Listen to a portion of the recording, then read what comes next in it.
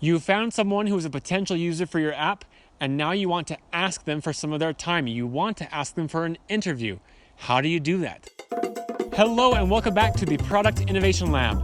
If you're new here, my name is Dale Richards. I'm a software innovator from Salt Lake City, Utah, and I love making software that changes the world. I'm building a software product from concept to cash, and I'm taking you with me for the ride. If you want to build apps, grow your SaaS business, and make money doing cool software entrepreneur-related stuff, start now by subscribing and hitting the bell.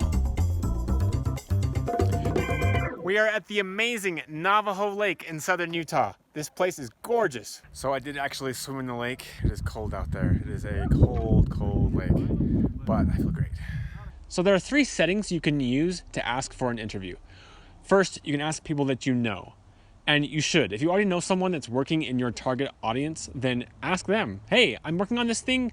Can I steal some of your time? I would love to get some input on this concept.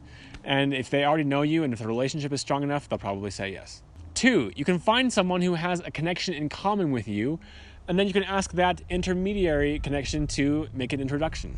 And 3, you can ask cold. What do you do if you're asking cold? Well, try out this framework by Rob Fitzpatrick in his book. Yes, we are quoting him again. This is the MOM test. If you do not have it yet, this is a must-have for anyone who's building software.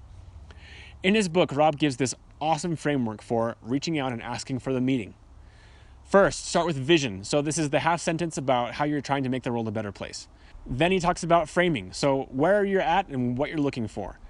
Then reveal your weakness, where you're stuck and how you can be helped. And then put them on a pedestal. So show that they in particular can provide the help that you need.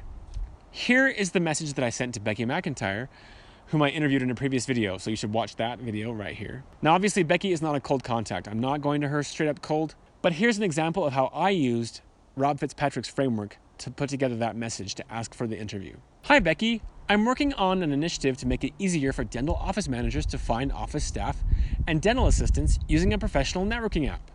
I'm refining this concept, but I'm a little stuck on what dental office managers currently do to find and hire new staff. I know how extensive your experience is managing your practice. Would you be willing to answer some questions about what you do currently and how my effort might more effectively help dental office managers reduce time and effort spent on employee turnover? Would you be willing to meet with me for about 20 minutes? When is the best time? Now, obviously, I already know Becky, we're already friends, but she's like, yeah, I'd love to. Usually, you're going to get a positive response from at least some of the people that you reach out to, even if you don't know them, even if you're asking cold. Why? Because they see that you are trying to help them solve a problem, and they want to help you solve their problem.